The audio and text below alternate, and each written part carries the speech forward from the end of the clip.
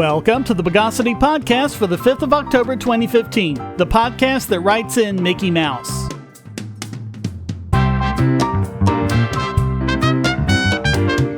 This is your host, Shane Killian, and joining me again is Dave Turcotte. Dave, welcome back to the show. It's good to be back. Am I going to piss anybody off this week? Who knows? Let's find out. Hopefully.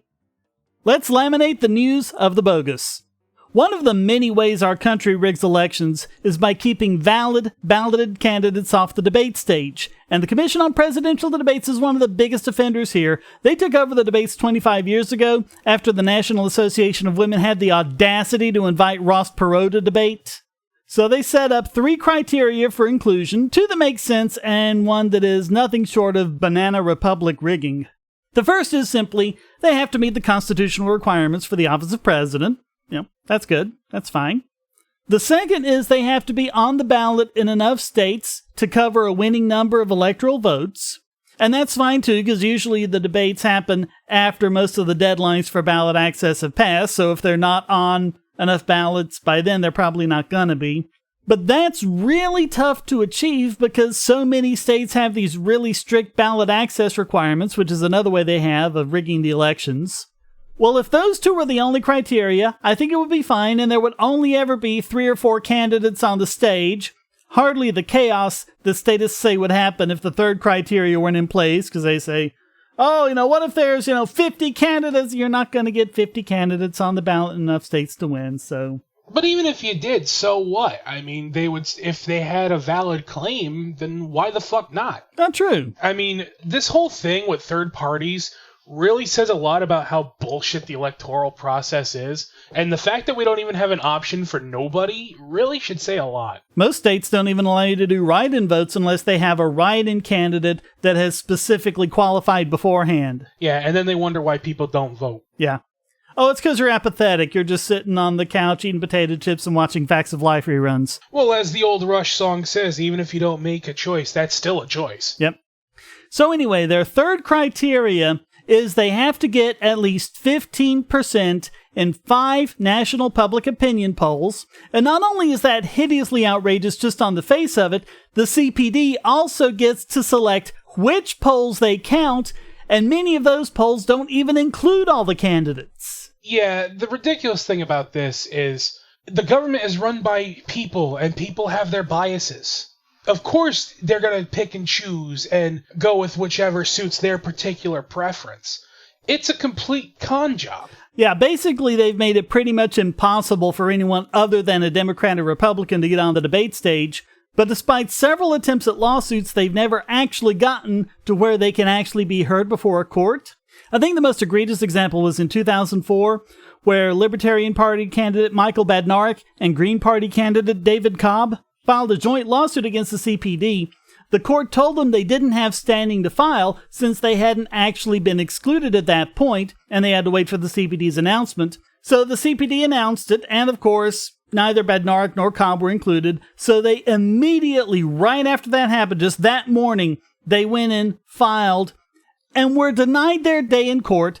And for the reason the judge cited the doctrine of latches, which basically means that they waited too long to file. Hey guys, Catch-22 was not a handbook. It really says a lot. I mean, anybody at this point who doesn't believe that Democrats and Republicans are the same party, just look at the treatment of third parties, and that should tell you everything you need to know. Absolutely. The preferential treatment that the 2 major parties get, there's a reason for that, folks. The fact that there's no real difference and it keeps the same kind of thinking in power, there's a reason why it's all protectionism. I forget who said this, but it's a great quote. It's like, if voting actually made a difference, they'd make it illegal. Absolutely. So now the Libertarian and Green parties, together with their 2012 candidates Gary Johnson and Jill Stein, have filed a lawsuit, and their argument is pretty interesting.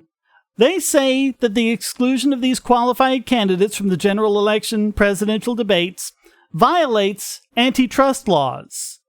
So according to Libertarian National Chairman Nicholas Sarwark, quote, "For over 25 years, the Commission on Presidential Debates has used millions of dollars in tax-deductible contributions from big corporations to rig the rules, keeping Americans from hearing from anyone but the 2 old parties in debates.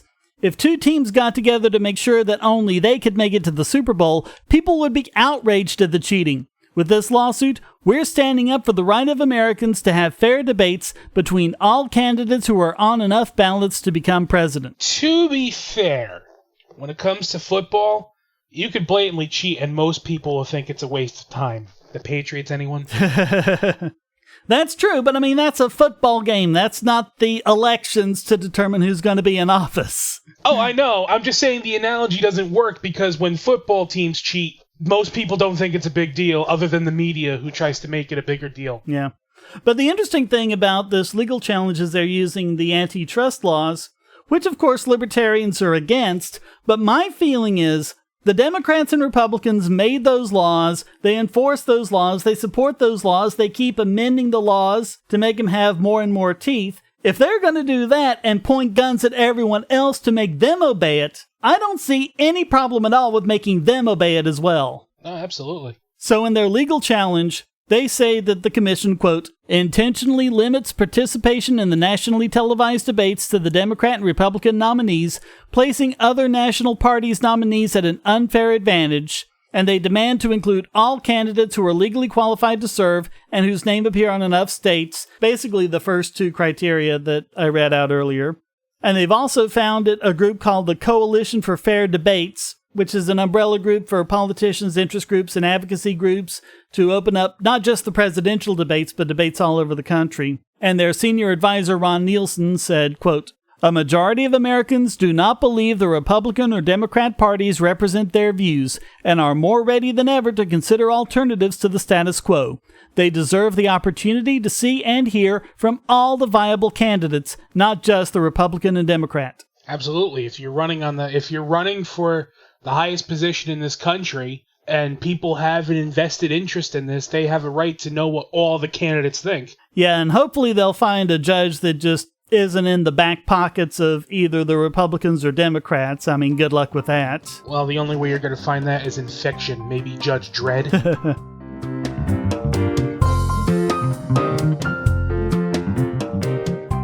Say, if you're tired of the promos in this podcast, well, the patrons got it early and with no ads or promos. Just go to patreon.bogosity.tv and donate at any level. History is written by the winners, and so apparently is economics. That's why there's libertyclassroom.com. Probably the best single learning resource for history and economics on the web, libertyclassroom.com teaches U.S. history, Western Civ, and economics from actual university professors.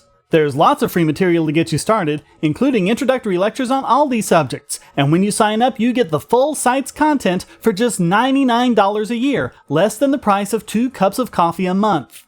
And if you type in the promo code Bogosity in all caps, you'll get your first year for just $88. Lectures are available in both video and audio format, so you can watch or listen to them on your computer, your phone or tablet, or in your car. Learn at your own pace about the subjects you're interested in and become a more effective debater. You'll also get access to lots of supplemental materials and even the professors themselves via the discussion forum and even live video chats. Inform yourself against the myths and propaganda of our society. Visit libertyclassroom.com. One place the Fourth Amendment has always been on shaky grounds vis-a-vis the courts is with our vehicles, and more specifically with police stops. Despite the fact that our cars are very much our property, many court decisions have allowed the police to pull us over for basically any reason they want and come up with an excuse to search the car, like using a drug dog that can be easily manipulated. One state where the courts have resisted doing this is New Jersey. Until now. The New Jersey Supreme Court just struck down the requirement for police to get a warrant before searching a vehicle. You know, I'm surprised this didn't happen sooner in New Jersey. New Jersey's a hellhole to begin with. Not only that, but you have Captain Authoritarianism himself and Chris Christie running the joint. Well, not the joint. He wants to get rid of the joints, but he's running the place. Yeah. So this was a 5-2 opinion. The New Jersey Supreme Court ruled that police don't have to demonstrate an urgent need in order to bypass the warrant requirement. And what this does is really say we're going along with the federal standard, which does not require any exigent circumstances under what they call the automobile exception to the Fourth Amendment. Now, I've read the Constitution, I've read the Fourth Amendment. I don't see any automobile exception in there. No, I'm pretty sure it's not there. You know, what the fuck is so difficult about getting a warrant? What is so fucking difficult? You have to get a warrant. That's plainly written in the Constitution. You need to get a warrant. How the fuck any judge who's supposed to know a thing or two about the Constitution can outright say that this is legal, other than they don't give a shit? Well, what they said was that this was impractically strict and that it was just taking too long to do a highway stop. And they were having stops where it was taking like 1 or 2 hours for them to finally get the warrant so they could search the vehicle. But the reason why the stops were taking so long to begin with was that they were required by law to try and get consent first and only call for a warrant when that failed. They couldn't just go ahead and call for the warrant and then see if they can get consent. But, you know, I guess. Whoop-de-fucking shit, I guess. Yeah. But you know what, though? When they it took 1 to 2 hours, you know what? That's a good thing. I don't want cops having quick access, because you know what? Even if you don't have anything in your fucking car, they can make shit up just to bully you. Yeah. And they get away with it. So, yeah, let them go through. Listen, they have no problem making us go through the fucking bureaucracy. Why can't they? So, Justice Barry T. Albin, writing for the majority, said that the standard was, quote, too complex and difficult for a reasonable police officer to apply to fast-moving and evolving events. That's blatant bullshit if I ever heard it. First off, there's nothing complex about it. Get a fucking warrant. Nothing complex about that. And secondly, a reasonable officer, last I checked, didn't they try to not allow somebody to join because they were too smart? So reasonable is not something that they're looking for. Yeah, that's true.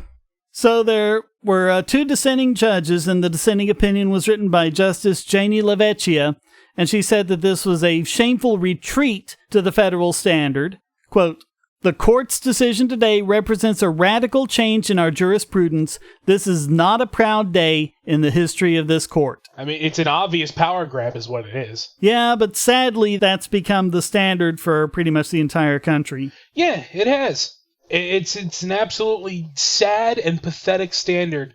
But as they always say, power corrupts and absolute power corrupts absolutely. So, but I mean, the thing of it, there's really 2 reasons why we want them to get a warrant before they search anything of ours. One is to make sure that they actually have probable cause, that they actually have a good reason for it, and they're not just, you know, wanting to look around and do a fishing expedition. The other is so they can specify, this is what we're looking for, this is what we're going to do, this is how we're going to look for it. And, I mean, there are all sorts of stories about the cops going through all this and getting the warrant or claiming exigent circumstances or even getting permission from the driver to search the car. And the driver, of course, just thinks they're going to look around and see everything is there. They don't expect them to, like, take out knives, cut up the seats, pull everything out of the car, and basically make it completely undrivable. And then they say, okay, well, we didn't find anything. All right. And then they just leave. And they're sitting there on the side of the road with a car you can't drive anywhere. Yeah. The reason why warrants exist is a form of checks and balances. It prevents the police from having too much power and holds them accountable to not go beyond what the warrant says they're allowed to do. And the fact is, cops are tired of being bound by petty things called rules. Yeah, rules are for you and me, not them. It's fucking disgusting is what it is. If you're on the Wi-Fi in a coffee shop or hotel, anyone on that network can get your traffic. Do you really trust all of those strangers? For that matter, do you really trust your ISP? A VPN can protect you from prying eyes, disguise your location, and even foil government censors. It's essential in this day and age, so go to vpn.bogosity.tv and you'll be taken to BoxPN. Starting at just $2.99 a month, you can get unlimited high-speed connections to VPN servers all over the world, and they don't log connections, so your privacy is assured. Traveling abroad, just VPN home, and don't worry about what those other governments are doing. Back at home, stop your ISP from traffic shaping and messing with the quality internet access you're paying good money for. You can connect from multiple machines at once, including your smartphone or tablet, and it supports all the secure standards, including OpenVPN and SSTP. Bypass censors and surveillance with your own secure VPN connection. Go to vpn.bogosity.tv.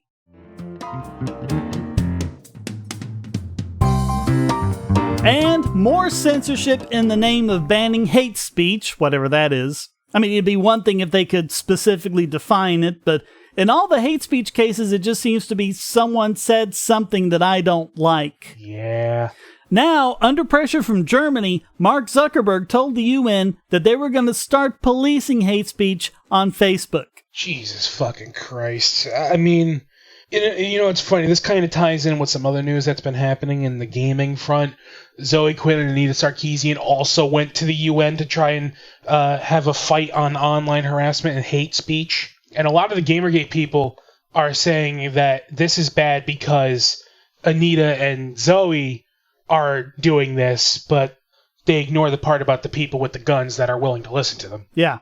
Well, and it goes back to my thing, is like, if you can get a seat before the UN and tell them to silence your opposition and actually be taken seriously, you're the privileged oppressor. Yeah, pretty much. Yeah, this is looking weird. This is actually the Broadband Commission Working Group. Yeah, the whole thing is fucking nuts.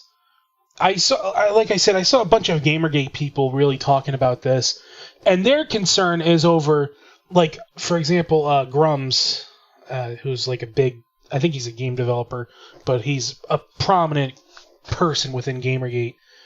He's gone on record as to saying how Anita and Zoe are dangerous, and that they're the most dangerous people to freedom of expression. And I'm like, no, the guys with the guns that are willing to listen to them are. Yeah. I think if you can move armies at a fucking whim, you're more dangerous than two individuals who are powerless without influencing the guys with the guns. I'm skimming through this story, and I'm seeing a lot of whining about people saying mean things to them online.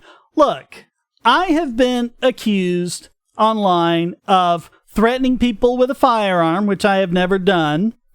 I have been accused of being a member of NAMBLA, the North American Man-Boy Love Association, which I am not. And I have been accused of being a child molester on the North Carolina Sex Offender Registry, which you can just look that up, search it online, and find out that I am not. Jesus fucking Christ. And these are from skeptics, if you can believe that. Oh my God. Send them towards Salon, because Salon's now defending pedophilia. Yeah, they're now trying to say that pedophilia is the new oppressed class. Well, it depends on what they're talking about, pedophilia. Pedophilia itself, the psychological definition, is a sexual attraction to prepubescent children. And you can't help who you're attracted to. You can only control if you act on it, and most pedophiles don't act on it. And they say it's only a psychological problem if you either act on it with a child or if for some other reason it prevents you from living a normal life. Yeah. But there are probably a lot of pedophiles out there that we don't even know about just because they keep their sexual orientation hidden and they just keep it to themselves, and it's not a problem because they're not actually out there molesting children. But yeah, I mean, the stuff that they get is just nothing compared to what I've gotten over the years. I mean, if you're an internet activist, you get stuff like this. Hell, I've been blocked by people like... I was actually blocked by Brianna Wu, finally. Because she said after 7 months of Gamergate forced her hand into becoming goth. What? Yeah. And she was like, who wants to debate me in feminism now? And I literally sent a response to her, what are you going to do, play shitty music at me to death? I don't give a shit. Yeah, I'm so scared of the goths, yeah. Just like the other fucking day, and this is kind of a tangent, but I went on a fucking shitstorm on Twitter about feminism. And I wrote about how the legal gap, the court gap between men and women, how women can commit the same crime as men, have the same criminal background history, but they'll have far lighter sentences and all this other shit. It was after I saw a story about how, this was an older story, but a woman lied about being raped and perpetrated the lie to get the guy 20 years in prison. Mm-hmm. And she then admitted later on that she lied because she wanted to not lose her friends. Wow. Yeah, real scumbag piece of shit. And ABC presented the story like the liar was the victim. Yeah, typical bullshit that I expect from ABC. Was the guy able to get out of prison? Eventually. Yeah, how long did it take? I think it took 4 years. Wow. And, of course, in prison, if they find out you're a rapist... Oh, yeah, he had to fight off, like, other sick bastards that entire time. And to his credit, he did not hold a grudge. I think it's ridiculous that the both of them said religion saved the day. Yeah, they always do. This is interesting. I've just gotten your link, so I haven't had a chance to look at it in detail, but there's this one part that says, quote, after the briefing, the Broadband Commission published a detailed report on its research to its website. The 48-page document provides statistics on the rates at which women are harassed on the internet, analysis of the data, and a proposed plan of action to combat the issue. Okay, the first thing I notice, compared to what? Are they actually comparing the harassment female activists get versus the harassment that male activists like me get? Nope, they never do. Yeah. Ever. In fact, first off, you're on the wrong side of the fucking gender and the wrong side of the debate. So whatever happens to you, it's fucking irrelevant. I mean, speaking of Gamergate, somebody sent King a poll, who is on Twitter. They sent him a fucking knife with a note that said, kill yourself. And nobody gave a shit, because he was pro Gamergate. So, if you're pro Gamergate and somebody sends you something fucking horrifying and like a threat to your life, it don't matter. But if you're Anita Sarkeesian, Zoe Quinn, or Brianna Wu, and someone says, I disagree, well, fucking batten down the hatches. We need to get the army on your ass.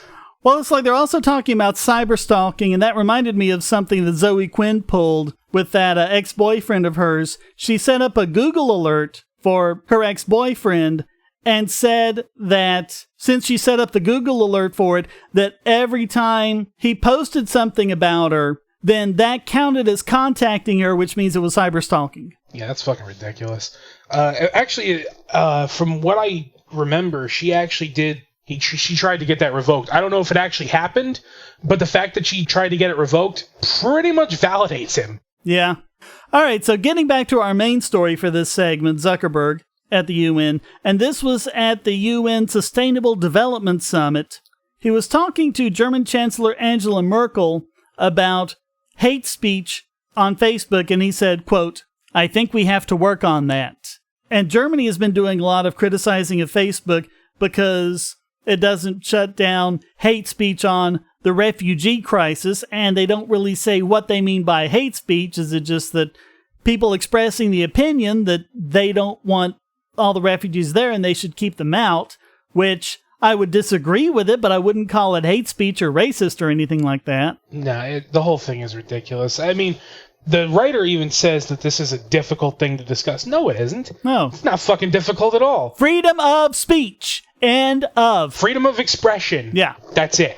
That is it. Nothing more needs to be fucking discussed. I don't want to pull the fucking Nazi card here, but come on, Germany, you're kind of letting your authoritarianism come back. Yeah. So you might want to calm down a little bit. You know, maybe go have some strudel or something. I have no problem defending people I don't like. I don't like the Westboro Baptist Church, but I'm on the fucking front line saying they have every right to do what they do as long as they don't commit an act of violence against other people. Absolutely. I absolutely stand by that. I stand by the idea of KKK people walking down the street if they want to. Same as I stand by the Black Panthers doing that. I love that famous picture of the KKK guy at the KKK rally and the black cop in front of him defending him from the crowd. Yeah. Now that's a good cop right there. Yeah. You know what? Oh no. The man said something terrible. He said something I disagree with. We gotta shut him down. Fuck you. I mean, you can't be nice to these people. You cannot be nice to these people because these people are willing to throw your liberty away. They view your liberty as disposable. They are not your friends. Even if they try to say they do it for you, they're not doing it for you. They're doing it for themselves because, one, they're insecure people who can't handle the idea of somebody daring to think differently than they do. And two, it gives them an ego boost to say that they speak for other people. Now you can make Amazon purchases with Bitcoin by going to purse.bogosity.tv. That's P-U-R-S-E. Moreover, most purchases can be made at a discount. Save an average of 20% just by buying from Purse, or get even greater discounts by linking your Amazon wish list. Go to purse.bogosity.tv. Bogosity.tv is a participant in the Amazon Services LLC Associates Program, an affiliate advertising program designed to provide a means for sites to earn advertising fees by advertising and linking to Amazon.com. Just clear your cookies and go to amazon.bogosity.tv, or check the right-hand side of the podcast page for Amazon's best deals, including the deal of the day and limited-time lightning deals on all sorts of great products. So next time you buy online, go to amazon.bogosity.tv. And now let's redirect to Dev Null, this week's biggest Bogon emitter. And this week it goes to the Toronto Sun, who loves criticism so much they're now preventing people from posting it. This is right along the same lines as what I was just talking about. Yeah, pretty much. Yeah, so this is another case where you have a news source and you have the article and then people can leave comments underneath it. Well, they've just decided they don't want to deal with it. They're not saying that this is just too much for their IT people to handle because of the load, or even just being honest and saying we don't really like people posting content to our site that we can't control. They claim they're killing comments because they want to foster a conversation. The fuck does that even mean? Not even Orwell could come up with something so ass backwards. So what they said in their note was, quote, "The voice of our reader has always been a critical part of The Sun. As a paper, we pride ourselves both on dishing out and taking criticism, especially when the latter comes from our readers." Okay, so why are they deleting comments? Well, they say, quote, "The increasing use of Sun comment boards for anonymous, negative, even malicious personal attacks, albeit by a minority, has led us to conclude that our current commenting system is not serving the interests of the majority of our readers." Jesus fucking Christ. So, of course, the solution is not to moderate the comments or anything like that. It's to turn them off entirely. That's just fucking the height of laziness. I mean, listen, it's their site. They're free to run it any way they want. But don't act like this is anything other than fucking laziness. Yeah, and they're also saying that they're moving away from anonymous commenting because, quote, "there are other options that encourage respectful, civil debate. But if you can't post anonymously, then there are a lot of things you might not be comfortable posting." I mean, we've talked before about how government has gone to these news sites saying, "Hey, give us the information on so-and-so who published this comment." Yeah. Anonymity, being able to, I mean, a lot of people don't know this, but I mean, you look at a lot of things that were the pamphlets that were distributed about during the Revolutionary War, including the famous pamphlet Common Sense by Thomas Paine, and all of the Federalist and Anti-Federalist papers that were going around when the Constitution was being discussed and ratified. Those were all published anonymously. It was only later on that we figured out who wrote those things and attached the names to it. They were published anonymously at the time. Here's the thing that, for some reason, people don't get either. Having certain political opinions has consequences with those around you. If somebody's reading that article, let's say you work at a certain job and you have a certain employer who holds a certain set of political views, and they see you write something that they wholly disagree with, don't think they're not going to try and take it out on them in some form or another. Yeah, or even worse, they're in a country where there's all this oppression going on. You say something that your government doesn't like and they make you disappear, or they take you out in the courtyard and stone you to death. Yeah, they do have consequences. And what are you just going to tell them? Well, you shouldn't have had those opinions. But they're also saying that, oh, it's okay because you can comment on these articles on Twitter and Facebook. Yeah, away from where the people who are actually reading the article are located. Yeah, don't get me wrong. Take YouTube comments, for example. YouTube comments are, for the most part, utter garbage. But I'd rather have that than people having to fucking restrain themselves out of fear.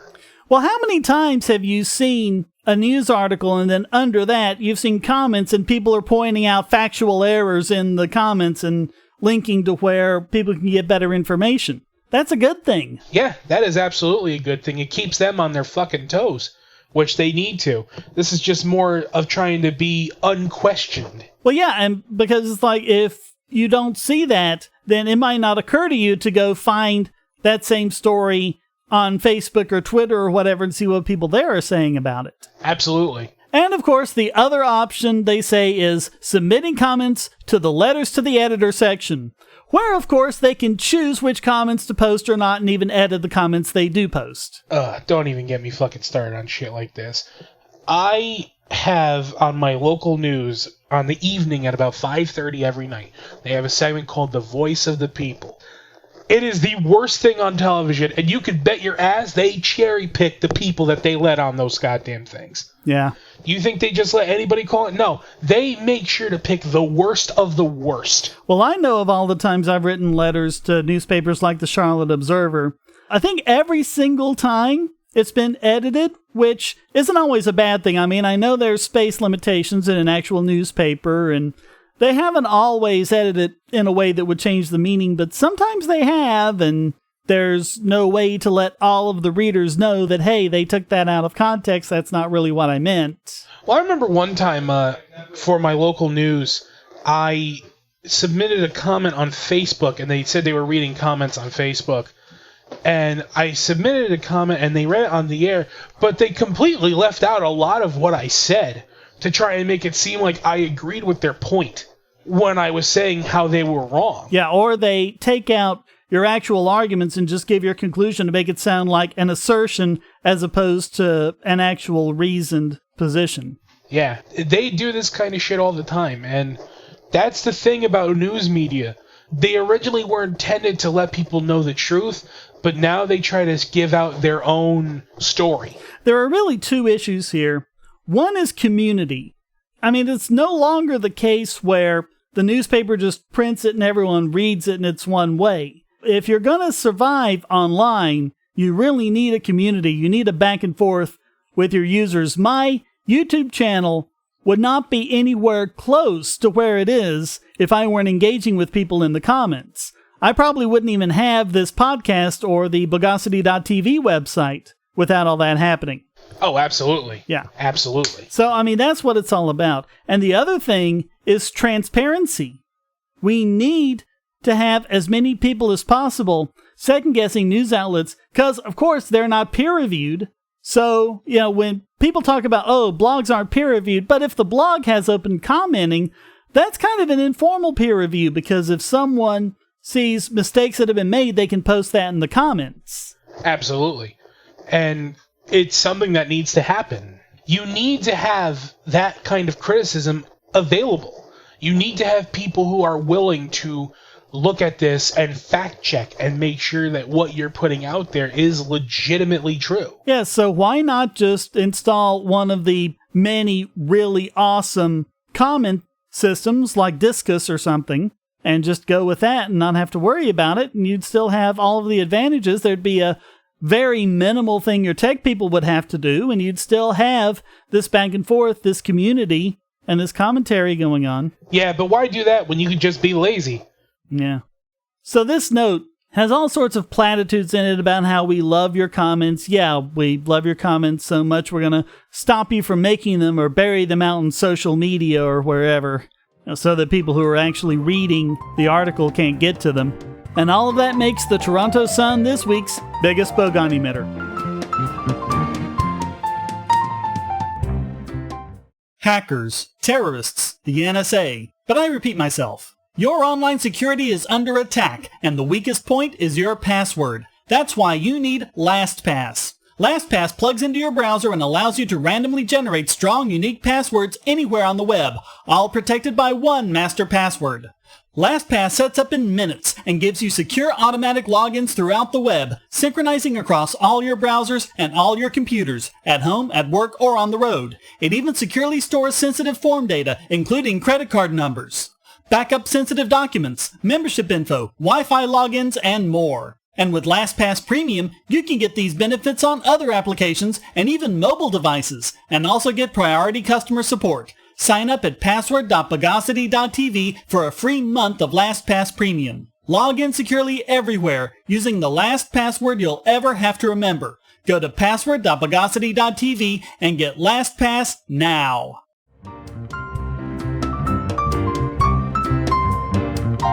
And now it's time to put our stinking damn dirty ape paws on this week's Idiot Extraordinaire.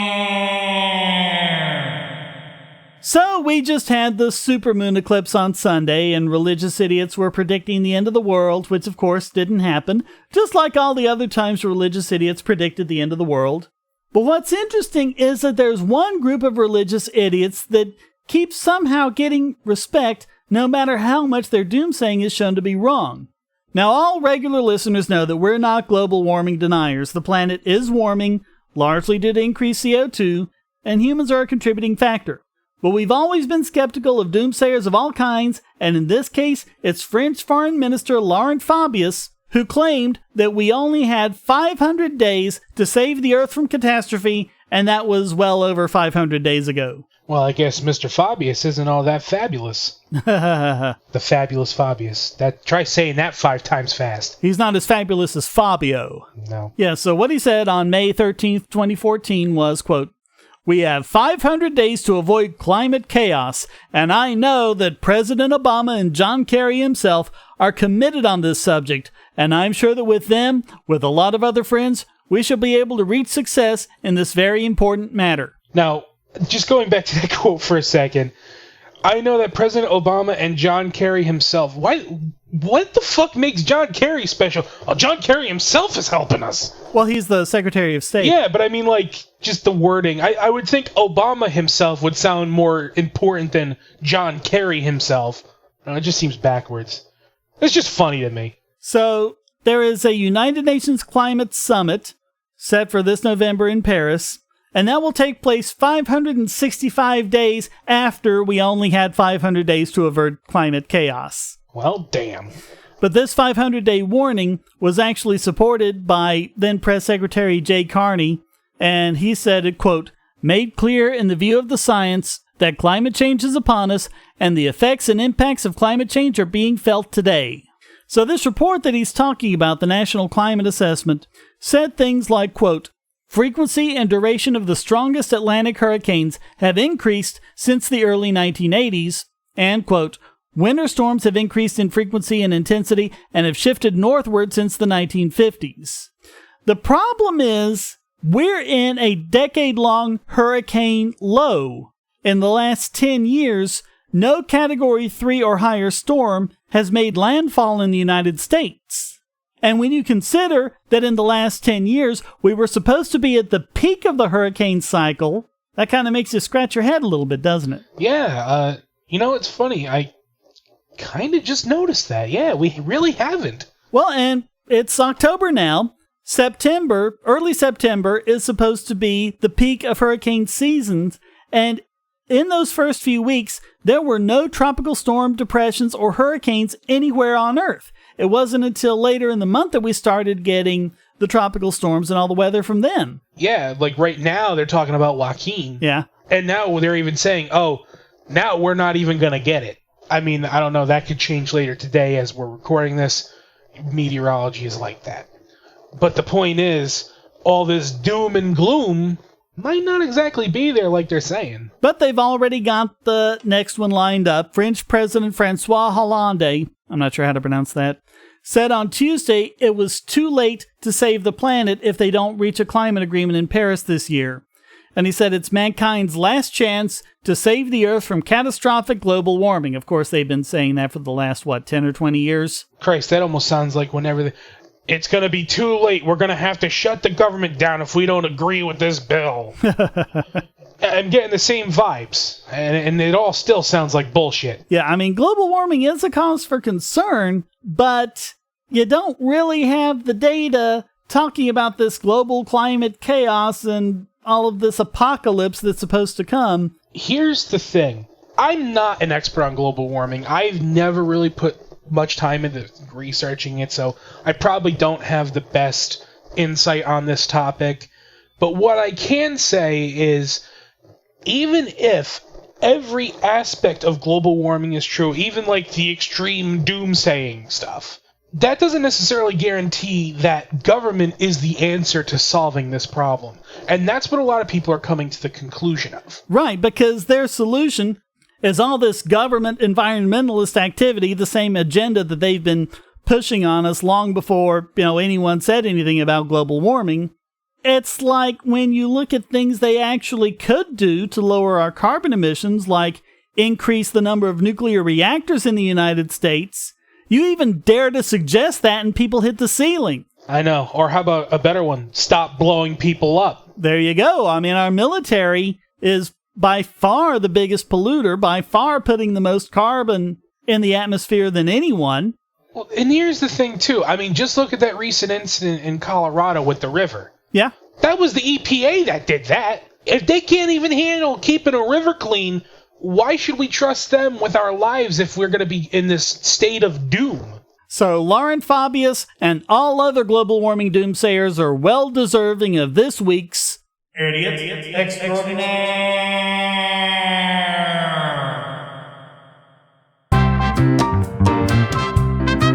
Well, that wraps up this. I had a near-death experience like this edition of the Bogosity podcast.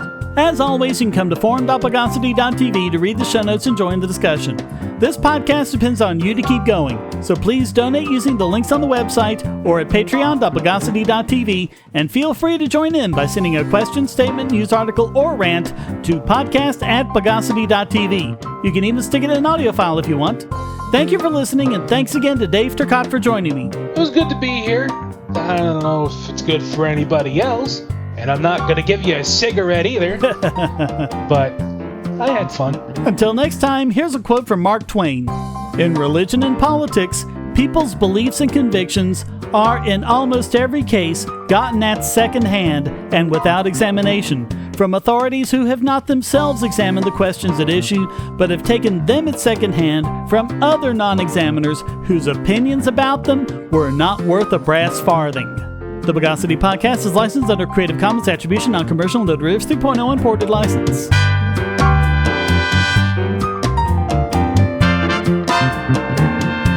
Bogosity.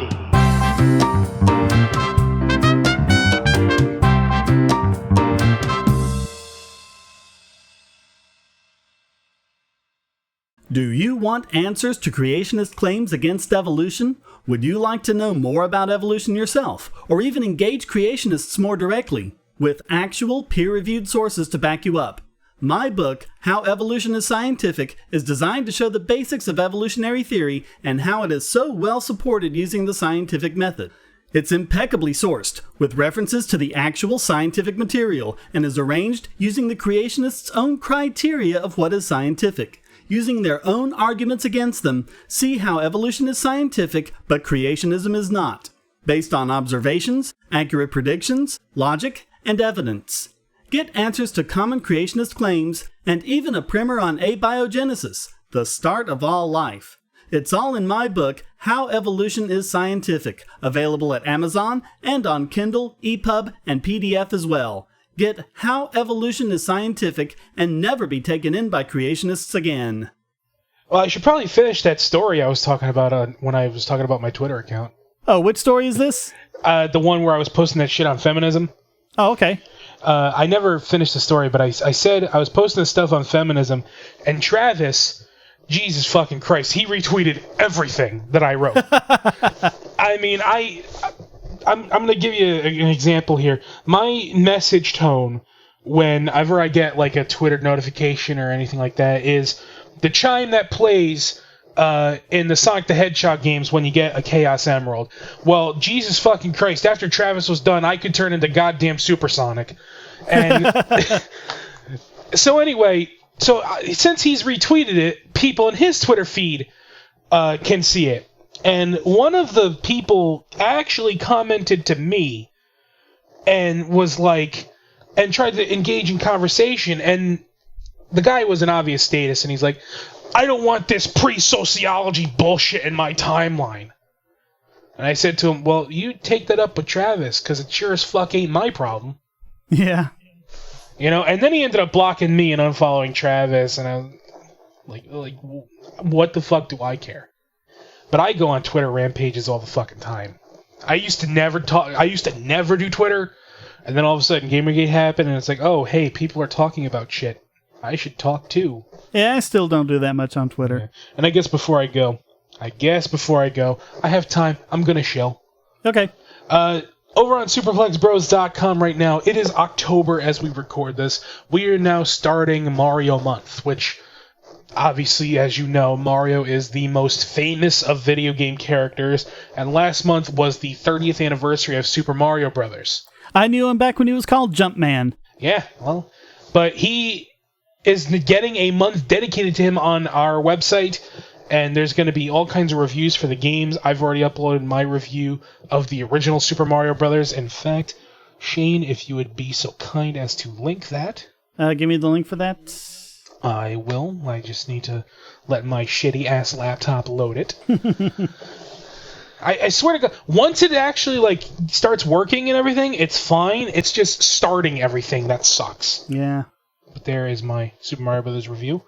And it's funny, I fucking, when I wrote this review, I sent it to Matt, and I told him to read it.